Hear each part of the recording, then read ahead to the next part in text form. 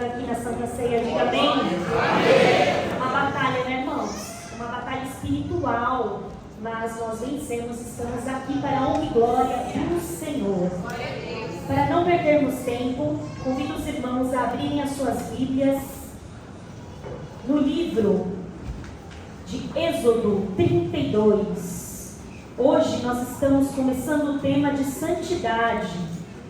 E hoje nós vamos pincelar, porque é impossível falar tudo num culto, né? Então nós vamos ter aí vários domingos para tratar de santidade, que é um tema bastante extenso e tem muita coisa para falar. Nós não vamos conseguir esgotar tudo hoje, mas hoje a gente vai dar uma pequena pincelada, hein? Êxodo, capítulo 32. Quem achou, diga amém. Amém. Vamos ler juntos então. O título diz: o bezerro de ouro. Mas, vendo o povo que Moisés tardava em descer do monte, ajuntou-se o povo a Arão e disseram: levanta-te, faze-nos deuses que vão adiante de nós. Porque quanto a este Moisés, a este homem que nos tirou da terra do Egito, nós não sabemos o que lhe sucedeu. E Arão lhes disse: arrancai os pendentes de ouro que estão nas orelhas de vossas mulheres, e de vossos filhos, e de vossas filhas, e mos trazei. Então todo o povo arrancou os pendentes de ouro que estavam nas suas orelhas, e os trouxeram a Arão. E ele os tomou das suas mãos, e formou ouro com um buril, e fez dele um bezerro de fundição. Então disseram: estes são teus deuses, ó Israel, que te tiraram da terra do Egito. Amém? Vamos fazer uma oração? Senhor, meu Deus e meu Pai, obrigada, Senhor, pela leitura da sua palavra, que o Senhor, teu Espírito, nos faça, meu Deus, meditar, lembrar, meu Deus, e sermos purificados através da pregação da sua palavra, que transforma, que cura, que resgata, que liberta. Eu creio nisso, Pai, é para a honra e glória do seu santo nome, em nome de Jesus. Amém. Pode se assentar. Glorificando o nome do Senhor. Aleluia. Vamos voltar ao Senhor.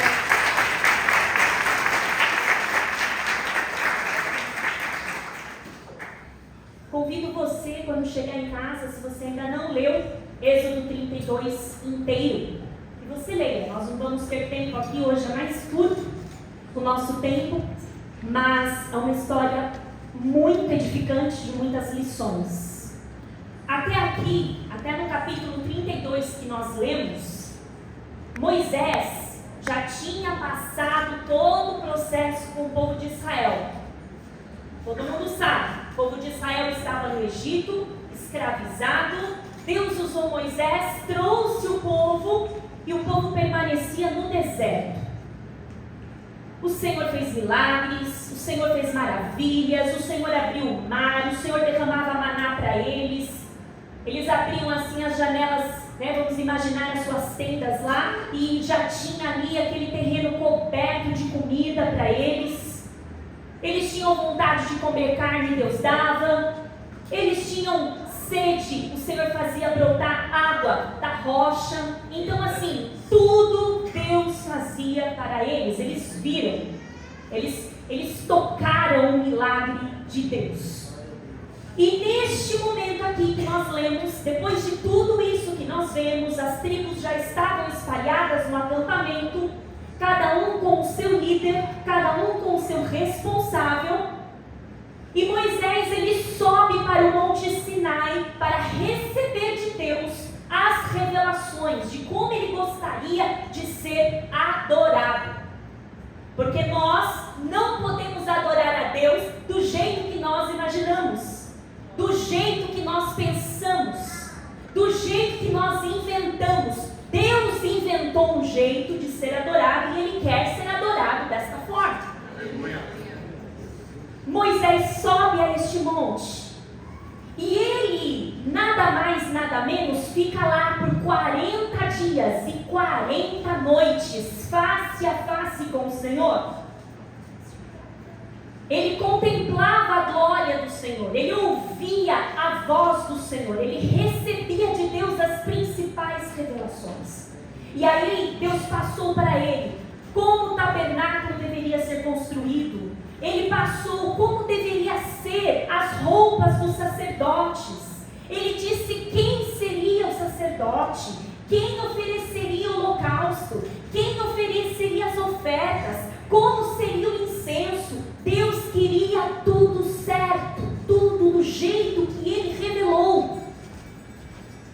E no 39º dia, enquanto Moisés estava lá no monte, o povo de Israel no acampamento começou a conversar e murmurar: onde está Moisés? Onde está esse homem que nos tirou da terra do Egito e nos abandonou aqui? Certamente nós vamos morrer no deserto, porque ele não vai voltar. Arão, por favor, nós não podemos ficar sem deuses. Construa um Deus para nós. Nós queremos adorar e seguir. Nós temos que ter direção nesse deserto.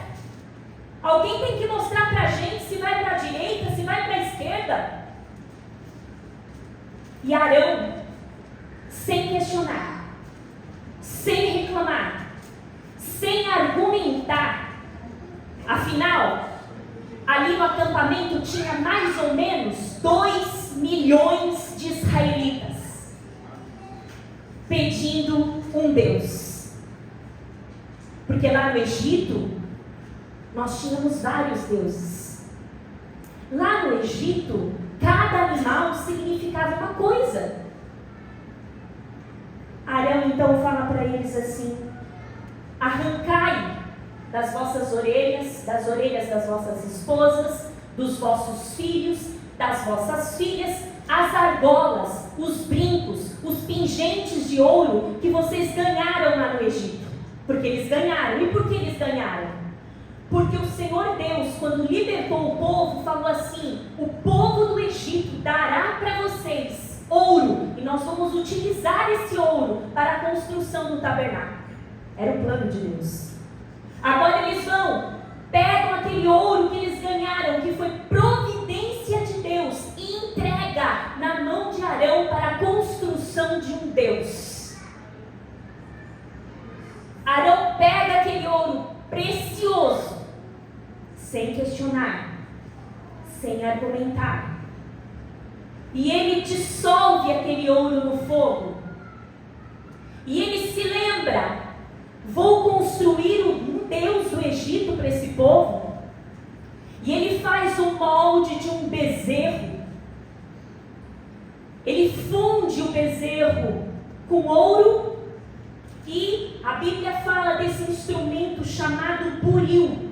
Esse buril é como se fosse um estilete, onde ele desenhava o olho, contornava. Então o boi, o touro ficou muito, muito, muito parecido.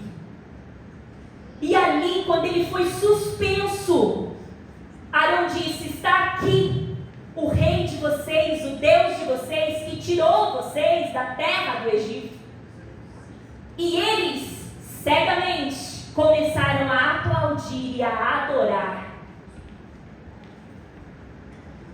Enquanto isso, que esse bezerro foi levantado, ele simbolizava a fertilidade masculina. Lá no Egito, especialmente. E o povo quebrou a aliança que eles tinham de santidade e exclusividade com Deus. E no versículo 5, Arão vê o povo alegre, porque o que te faz feliz, o que você sente paz, vai em frente. Não é assim que o mundo diz? Então eles estavam felizes e com paz, seguindo em frente. Porque se há paz no meu coração, porque se há tranquilidade e felicidade no meu coração, Deus está aprovando. É isso? Não é. Mas eles achavam que é. E no versículo 5 aconteceu uma coisa tão estranha. Arão fala assim: já que vocês estão felizes, vamos fazer uma festa ao Senhor. Vamos promover uma festa. Então Arão edifica um altar na frente do bezerro. bezerro de ouro. E no versículo 6, no dia seguinte, eles levantam bem cedo e começam a festejar. Eles ofertam do jeito que eles ofertavam a Deus, eles ofertam ali para o bezerro de ouro, chamando o bezerro de ouro de Senhor. Algo que não falava, algo que nem sequer mugia. Dá para acreditar? E o culto feito ali para o bezerro, eles entendiam que Deus também estava recebendo. Não é assim que as pessoas dizem no mundo? Que todos os caminhos levam a Deus? Deus está nos mostrando aqui que não levam. Aleluia. Ou é Deus ou é Satanás. Não tem repartição. Não tem divisão. E o povo se sentou para comer e para beber, alegre, contente. E neste mesmo versículo, no versículo 6, eles vão falar assim, o autor vai falar assim, que depois de comer, depois de beber, eles se levantam a folgar, para folgar. Em outras Bíblias, eles se levantam para festejar. Em outras traduções, eles se levantam para dançar. Em outras traduções, eles se levantam para se prostituir. E ali agora, em frente ao bezerro de ouro, depois de oferecer os holocaustos, eles estavam bêbados, com a barriga bem cheia e se prostituindo entre si. No versículo 10, do 7 ao 10, durante esse momento de adoração de Moisés, Deus interrompe essa adoração e diz para Moisés assim: Moisés, você vai precisar descer. E aí Deus fala uma coisa que mostra como ele está virado. Ele não fala para Moisés assim, ó, porque o meu povo se corrompeu. Não, ele não fala isso. Ele fala assim: Moisés, o seu povo se corrompeu. O povo que você tirou do Egito se corrompeu. Sabe o que eles fizeram, Moisés? Neste exato momento, eles levantaram o bezerro de ouro, estão adorando o bezerro de ouro, estão se prostituindo diante do bezerro de ouro. Eles são servistura, eles são teimosos. Eu mando, o que é servistura? É quando manda para a direita, vai para a esquerda, quando manda para a esquerda, vai para a direita. Eu tenho uma ideia, Moisés, chega de lutar contra, chega de tentar trazer esse povo, vou destruir todos, só vou preservar você, e faço de você uma grande nação. Gente, que situação entre Deus e Moisés. Deus estava decidido: eu vou destruir, começo do zero, para mim não tem problema. Comecei do zero no Gênesis, comecei do zero lá com Sodoma e Gomorra, depois foi o dilúvio, foi Sodoma. Eu sempre começo, eu sou especialista em começar do zero, e de você eu faço uma grande nação. No versículo 11 a 14 nós vemos um relacionamento de santidade invejável, que nós poderíamos dizer: ah, mas como deveria ser lindo isso. Deus diz isso para Moisés, e Moisés pergunta para Deus: Deus, por que a sua ira se acendeu tanto contra este povo que o Senhor, o seu povo, o Senhor tirou do Egito?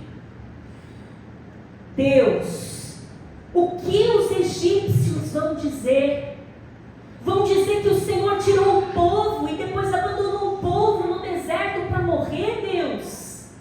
Não, Deus, não faça isso. Deus, deixa a sua ira de lado. Olha, Moisés, Deus, o que o Senhor acha de deixar a sua ira de lado? Esquece da sua ira, lembra das promessas, Deus. Lembra das promessas, o Senhor prometeu através dos patriarcas, Abraão, Isaque e Jacó, que o Senhor faria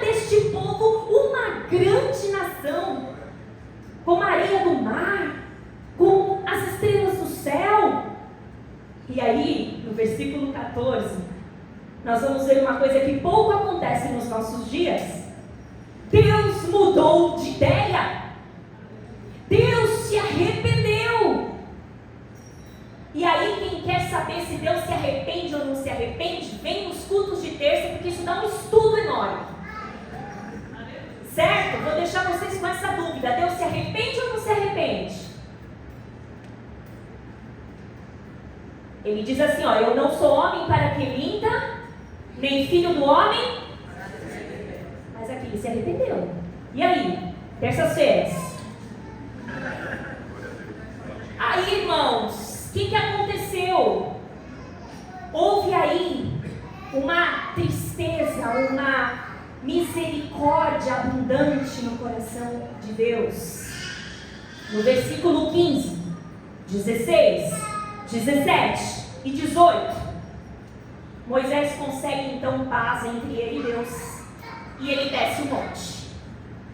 Quando ele desce o monte, eu quero que você imagine essa cena. Quando ele desce o monte, deixou o acampamento todo organizado. Ele estava com as 2 tábuas na mão. O que tinha na tábua? Os 10 mandamentos. Quem escreveu os 10 mandamentos? O dedo de Deus. Quando a gente carrega um documento de um advogado, de um juiz, de uma coisa muito importante, uma certidão, a gente tem medo de perder, de quebrar, de amassar, de manchar. Moisés estava com o documento de Deus, assinado por Deus. Ele viu Deus escrevendo. Da ponta do seu dedo saía fogo. Moisés estava cheio da presença de Deus. Mas até um homem como Moisés, cheio da presença de Deus, ao descer o monte, ele encontra Josué, que estava esperando ele.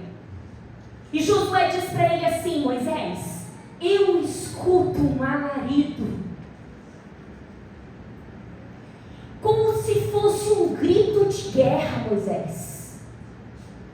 Aí Moisés olha para ele com bastante bravura, ira, e diz assim: não é grito de guerra, não é grito nem de quem venceu e nem de quem foi vencido. É grito de cantoria, é festa. E aí eles vão se aproximando. Quando Moisés vai chegando perto, no versículo 19, ele enxerga o bezerro de ouro. E ao se aproximar mais do arraial, ele contemplou aquela cena de prostituição, de bebedeira, o povo rendendo graças a um monumento que eles nunca viram mugir, fazer, se mover. Então Moisés faz algo que você lendo, você não acredita. Ele pega aquelas tábuas que ele estava descendo do monte, e com ira ele joga, ele lança as tábuas no chão. Não porque ele estava com raiva de Deus, mas porque ele estava simbolizando no momento que ele quebrava aquelas tábuas: vocês quebraram a aliança com Deus. E aquelas tábuas viraram em vários pedaços. E essa quebra, Moisés continuou caminhando com ira. Veja que Moisés tinha um coração manso, mas nesse momento Moisés estava tomado de ira. E Moisés pega o bezerro, destrói o bezerro, faz o bezerro virar pó. Ele pega o pó do ouro, dissolve na água e fala assim: agora todos os idólatras vão beber. Faz o povo beber o ouro. Vocês não adoraram? Vocês não prestaram honras? Agora bebe o que o seu Deus te dá. Depois disso, ainda a ira não tinha acabado. No versículo 21 e 24, ele chama quem? Arão. Arão, o que aconteceu? Eu me afastei 40 dias. O que aconteceu, Arão? E Arão fala assim para ele: eles pediram. E eles trouxeram. Arão não conta que ele pediu as argolas. Ele fala assim, e eles trouxeram as argolas para mim. E aí é até engraçada a narrativa, porque ele dá a entender assim, aí eu joguei as argolas no fogo e saiu o bezerro. Você vai ver que ele fala isso no versículo 21. Ele fala que no final daquele fogo sai o bezerro. E aí no versículo 25 ao 29, Moisés pergunta assim, quem está comigo? Aí a tribo de Levi veio até ele. Ele fala assim, então agora cinja as suas espadas, e vocês vão passear pelo arraial, e vocês vão matar todos os idólatras. E naquele dia, 3.000 homens morreram ao fio da espada. Depois disso, Moisés volta para o monte, pede perdão pelo povo, e Deus diz, ainda, quero o povo de dura cerviz. E Moisés fala, Senhor, se o Senhor desistir desse povo, risca o meu nome do seu livro. Então Deus volta atrás, concede a eles nova chance, e a história continua no capítulo 33, outros acontecimentos, mas a partir do capítulo 32, o relacionamento de Deus já ficou obstruído por esse acontecimento do bezerro de ouro. E o que a gente aprende? O que a gente extrai dessa lição para o culto de santidade, para o tema santidade? Ao adorarem o bezerro de ouro, os israelitas ofenderam a Deus. Ao substituírem Deus por algo que não fazia nada, não se movia, eles ofenderam a Deus, que é santo. Quando nós lemos o nome santo na Bíblia, nós vamos falar e nós vamos entender que a Bíblia, sempre a gente fala isso nas terças-feiras, que tudo que a Bíblia repete, você vai estar lendo assim, você fala, poxa, eu tenho a sensação que eu li isso em outro lugar. Se a Bíblia está repetindo é porque há um interesse de memorizar, é importante. Então a Bíblia diz que Deus é amoroso, que Deus é bondoso, mas quando a Bíblia fala em santo, ela não fala assim, Deus é santo. Ela fala 3 vezes santo. Ela fala santo, santo, santo. Ela não diz, você não vai encontrar bondoso, bondoso, bondoso na mesma linha. Amoroso, amoroso, amoroso, mas você vai encontrar santo, santo, santo. 3 vezes. Nós fomos chamados para uma posição de santidade. Quando Jesus nos encontra, Ele nos faz santos. Nós ocupamos esse lugar de santidade. Mas isso não significa que nós não vamos pecar, que nós já estamos prontos. Significa que Deus nos separou e para nós Ele tem um propósito. Por isso que quando Deus separa alguém, esse alguém vai embora da presença dEle, o Senhor não desiste dessa pessoa. Ele vai atrás, Ele envia, Ele prepara, Ele usa até essa pessoa voltar. Porque Deus tem um propósito. O templo do Senhor é considerado santo, a igreja é santa, as cadeiras são consideradas santas. Por quê? Porque foram consagradas a Deus. E porque elas são consideradas santas, nós precisamos adorar as cadeiras, os microfones, os templos? Não, mas nós entendemos que a partir do momento que nós pisamos o nosso pé por este lugar, nós estamos em território santo. Porque ele foi consagrado ao Senhor. E o ato de nos santificar é um alvo para a nossa caminhada, é a nossa meta. Quando alguém fala para você, venha para a igreja, porque você vai ter carro, você vai ter casa, você vai ter casamento, você vai ter prosperidade, tudo isso Deus pode te dar, porque Deus dá tanto para o justo quanto para o injusto. Sim ou não? Deus abençoa quem Ele quer, mas o propósito de você estar aqui não é este. O propósito de você estar aqui é ser santo.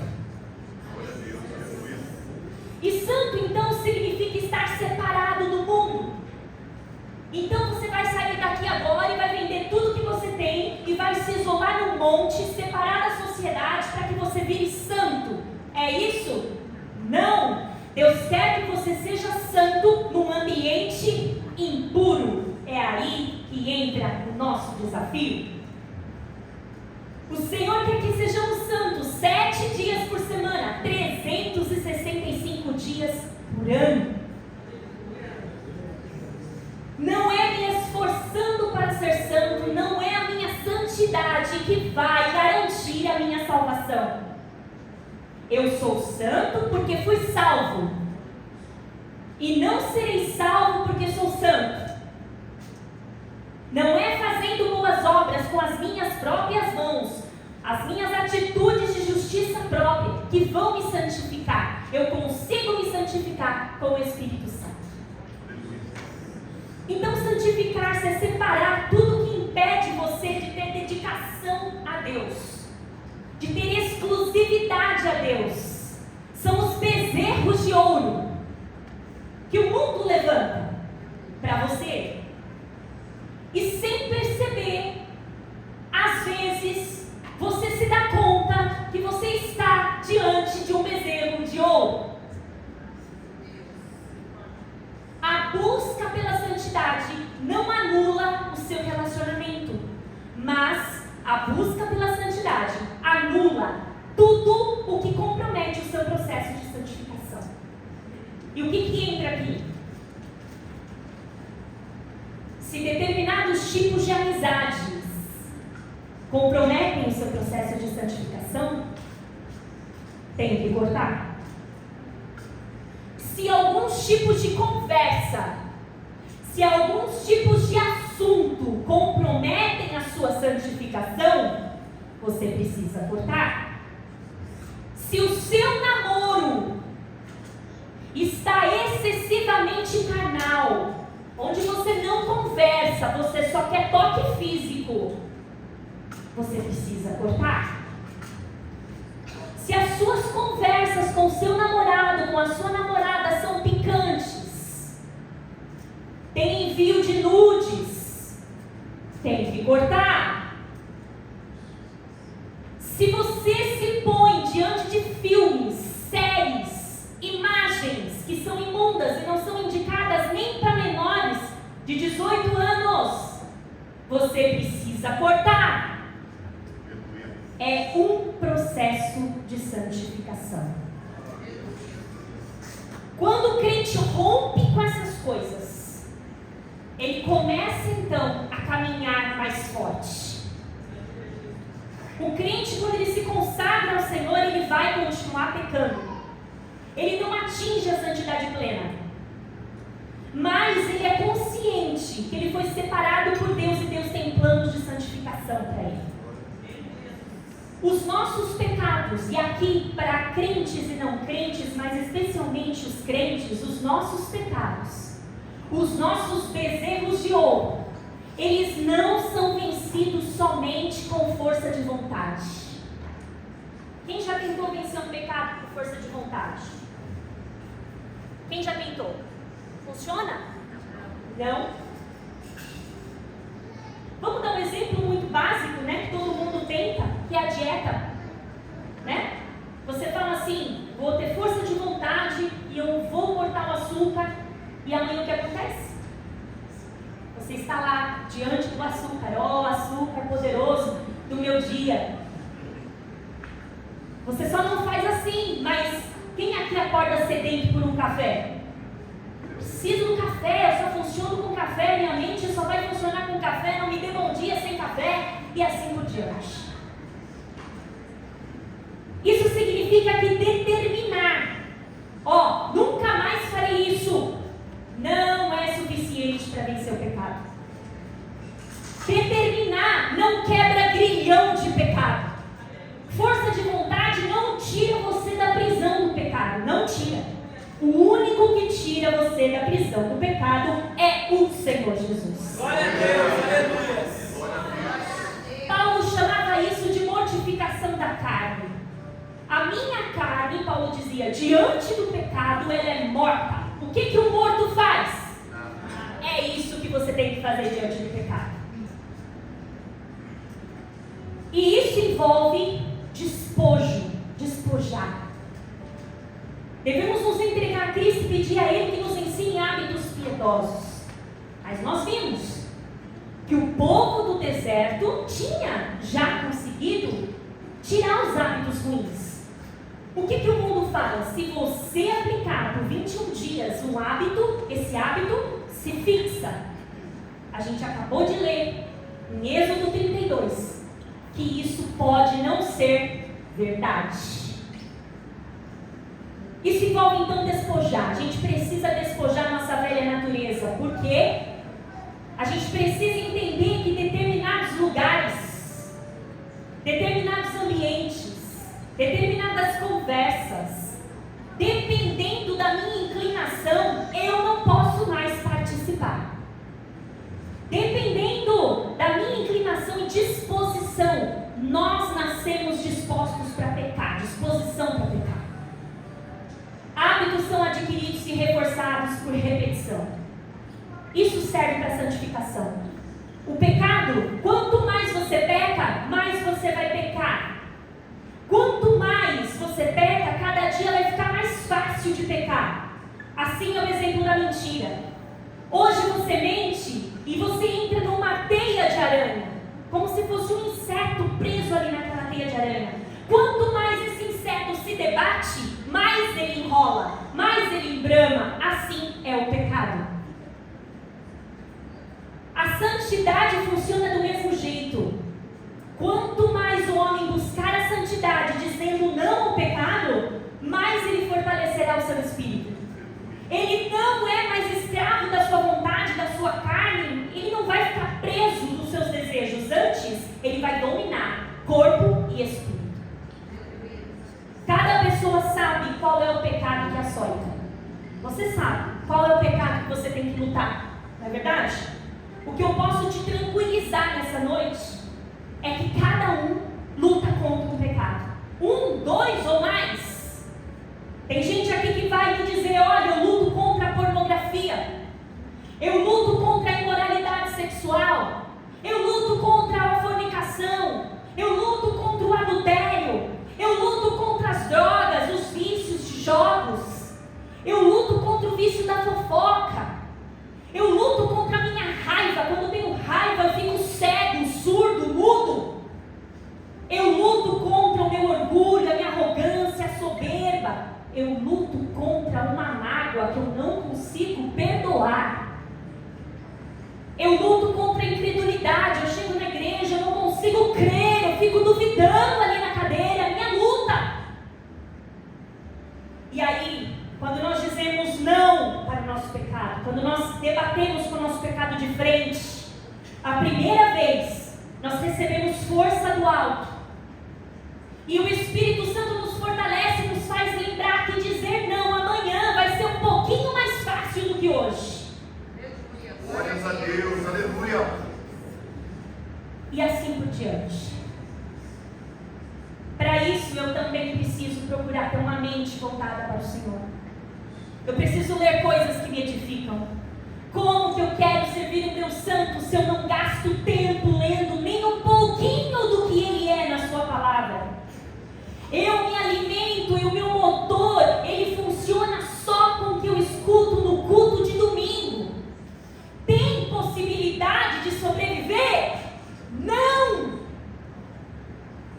Não tem. Nós precisamos ler coisas que nos elevam. Nós precisamos ouvir boas pregações. Nós precisamos nos interessar por estudos bíblicos. Nós precisamos sair, como a Gabi pregava na semana passada, da superficialidade. Nós precisamos ir mais profundo. Nós precisamos gastar um pouco mais de tempo meditando, memorizando a palavra de Deus. E estão em escassez os servos de Deus que têm os versículos na sua mente. Nós precisamos parar de ouvir louvores que não edificam. Não é porque está escrito gospel, que é gospel, que glorifica a Deus. Nós precisamos selecionar músicas que realmente elevam o nosso espírito. Existem cantores evangélicos que muitas vezes eu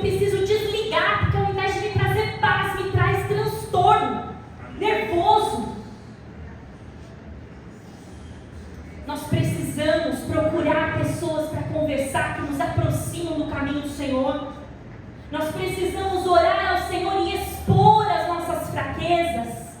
Expor, Senhor, eu não consigo vencer esse pecado. Eu não consigo vencer essa dificuldade, essa fraqueza. Derrama Teu Espírito Santo, me ajuda a ser mais santo na Sua presença. Que tenhamos cuidado,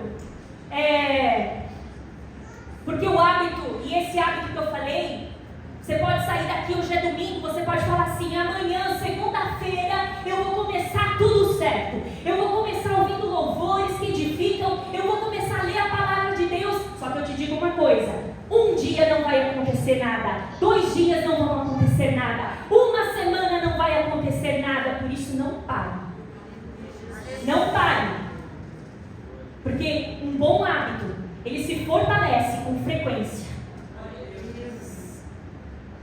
Que tenhamos cuidado com as nossas exceções. Quando abrimos exceção, nós quebramos uma frequência de repetição que estava forte. E aí nós enfraquecemos os hábitos positivos e fortalecemos de novo os negativos. E foi isso que os israelitas fizeram. Vamos abrir uma exceção. Moisés não está aqui, talvez não vão parar. Traz o bezerro de ouro. Vamos abrir uma exceção. Quando nós abrimos exceção, os nossos velhos hábitos chegam de novo. Batem na porta. As velhas vontades que você já tinha vencido, elas voltam. As tentações que você já... agora eu posso entrar no meio dessa tentação que não vai me pegar. Elas voltam. E aí parece que hoje ela fica mais forte do que antes. Quando isso acontece, as velhas vontades começam a ficar mais fortes e famintas. Elas querem ser atendidas. O sim de hoje para a sua exceção fará com que o não de amanhã seja quase impossível. Então o resultado é voltar para a teia. Sem querer você está de novo na teia de aranha, se debatendo de novo. Mas eu já tinha vencido isso aqui, eu já tinha saído daqui. Exceções. Voltou para a teia de aranha. A boa notícia: Deus pode te tirar de lá. E por fim, para continuarmos no caminho de santidade, que só vai acabar quando nós dermos o último suspiro das nossas vidas, nós precisamos ter diligência. O que é ser diligente? A Bíblia fala: seja diligente. O que é ser diligente? Diligente é você se dedicar ao máximo ao que você se comprometeu. É você se dedicar, se empenhar a andar nesse caminho de santidade, sem olhar para a direita, sem olhar para a esquerda. Isso é ser diligente. É ter em mente que, não sendo fiel nas pequenas coisas, dificilmente você terá condições de vencer as grandes. Se você não consegue vencer as pequenas, você não vai ter condições de vencer as grandes. Um homem tropeça e cai numa montanha ou numa pedrinha? Numa pedrinha. E é assim que acontecem as grandes quedas, através das pequenas pedrinhas. O que são essas pedrinhas no caminho? Quais são essas pedrinhas no caminho? Quando a gente guarda mágoa no nosso coração, quando a gente não faz o básico, que é honrar os nossos pais, quando a gente conta pequenas mentiras, quando a gente quer levar vantagem nos negócios, passar o outro para trás, quando a gente fala mal do nosso próximo, quando a gente tem inveja e não repreende a inveja, porque inveja todos têm. Cabe a nós refrear e falar: inveja, aqui não. Ciúmes, aqui não. Quando nós fazemos acepção de pessoas, não converso com aquela pessoa, vou sentar do outro lado, não quero dar para o Senhor para ela, final do culto eu quero sair voando, não quero ver ninguém. Quando eu não faço caridade, eu só falo. Eu prefiro queimar minha roupa do que doar. Tem gente que faz isso, sabia? Quando eu sou orgulhoso, eu não perdoo e não peço perdão. Quando eu sou viciado, e aqui não adianta pensar que é só droga. Todo mundo tem vício. O Senhor, quando Ele fala de vício, Ele está falando geral. Vício em jogos, vício em comida, Vício em falar mal dos outros. Vício tem muitos, irmãos, muitos. Não pense vocês, eu sou liberto de todos os vícios. O Senhor te convida a examinar onde estão os seus vícios.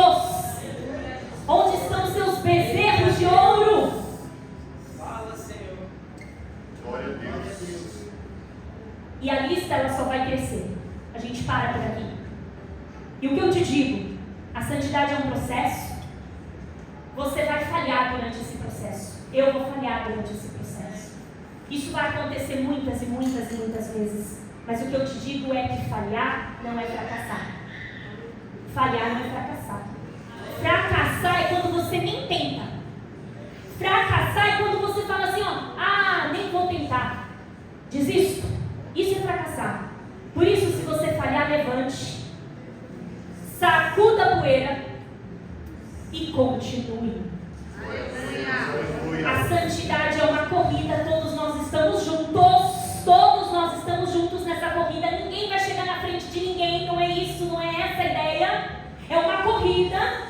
Não despreze seus pequenos acertos, suas pequenas vitórias. Conseguiu passar hoje sem ter esse vício? Glória a Deus! É pequenininho para uns, mas para mim é grande. Comemore, porque através das suas pequenas vitórias, os seus pequenos começos, não despreze seus pequenos começos. Deus te colocará no grande. Então a palavra nessa noite é de esperança. Continue caminhando nesse processo de santidade. E eu tenho certeza que todos esses domingos o Senhor vai profundizar, assim, mais profundo do que eu fui hoje. Hoje só foi uma pincelada. Amém? Que tenhamos essa fome, essa sede de sermos mais santos diante do Senhor. Amém? Palmas que exaltam Jesus.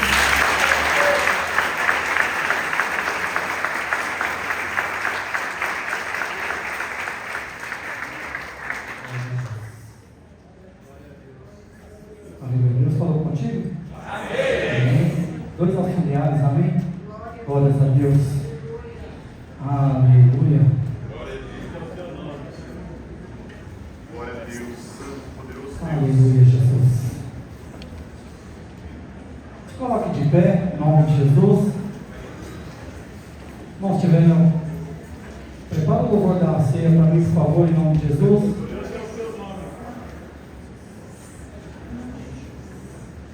Louvado seja Deus.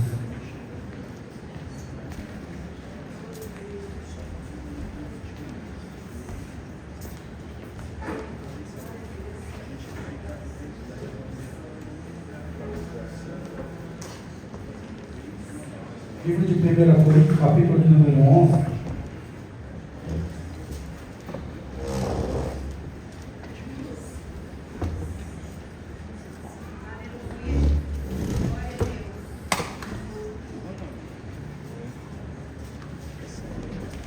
Quem achou diz amém? Versículo 23 a seguir diz assim: porque eu recebi do Senhor o que também vos ensinei, que o Senhor Jesus, na noite em que foi traído, tomou o pão e, tendo dado graças, o partiu e disse: tomai e comei, isso é meu corpo.